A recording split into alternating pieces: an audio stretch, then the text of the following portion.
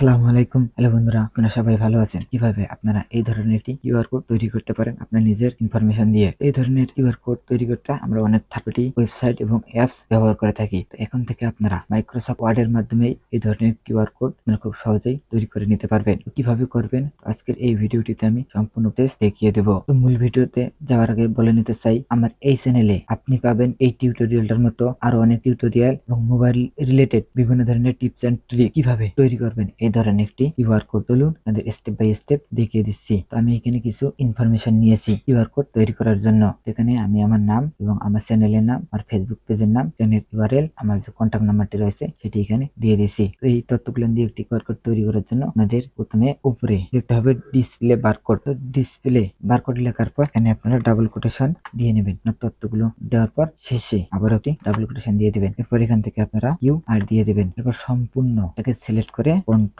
F9 চেপে দিবেন। Control F9 চেপে দিলে আপনার এরকম একটি ডাবল ব্র্যাকেটের মধ্যে সবগুলো তথ্য অ্যাড হয়ে যাবে। এরপর এখান থেকে আপনারা রাইট ক্লিক করে টগল ফিল কোড এখানে ক্লিক করে দিলে আপনার কিউআর কোডটি তৈরি হয়ে যাবে। এই কিউআর কোডটি কাজ করে কিনা এখন আমি আপনাদের দেখিয়ে দিচ্ছি। আমি একটি স্ক্রিনশট নিয়ে নিচ্ছি কিউআর কোডটির। তো কিউআর কোডটির স্ক্রিনশট নেওয়ার পর আমি একটি ব্রাউজারে চলে যাচ্ছি। তো ব্রাউজারে চলে গিয়ে সার্চ করব কিউআর কোড স্ক্যানার অনলাইন। এরপর এখান থেকে আপনার অনেকগুলো ওয়েবসাইট চলে আসবে। এখান থেকে আমি প্রথম যে ওয়েবসাইটটি আছে এখানে চলে যাচ্ছি। এরপর এখানে দেখতে পাচ্ছেন ড্রাগ এন্ড ড্রপ ব্রাউজার। এখান থেকে আমি যে কিউআর কোডটি স্ক্রিনশট নিয়েছি এই কিউআর কোডটি এখান থেকে দিয়ে দিচ্ছি। এই কিউআর কোডটি দেওয়ার সঙ্গে সঙ্গে দেখতে পাচ্ছেন ডান দিকে আমার সবগুলো তথ্য চলে এসেছে। তো আপনার যদি এই ভিডিওটি ভালো লেগে থাকে তাহলে ভিডিওটিতে একটি লাইক করবেন এবং আপনার বন্ধুদের সাথে ভিডিওটি শেয়ার করবেন। আর আপনি যদি এই ভিডিওটি আমার ইউটিউব চ্যানেল থেকে দেখে থাকেন চ্যানেলটি অবশ্যই সাবস্ক্রাইব করবেন এবং ফেসবুক পেজ থেকে দেখে থাকলে ফেসবুক পেজটি ফলো করে দিবেন।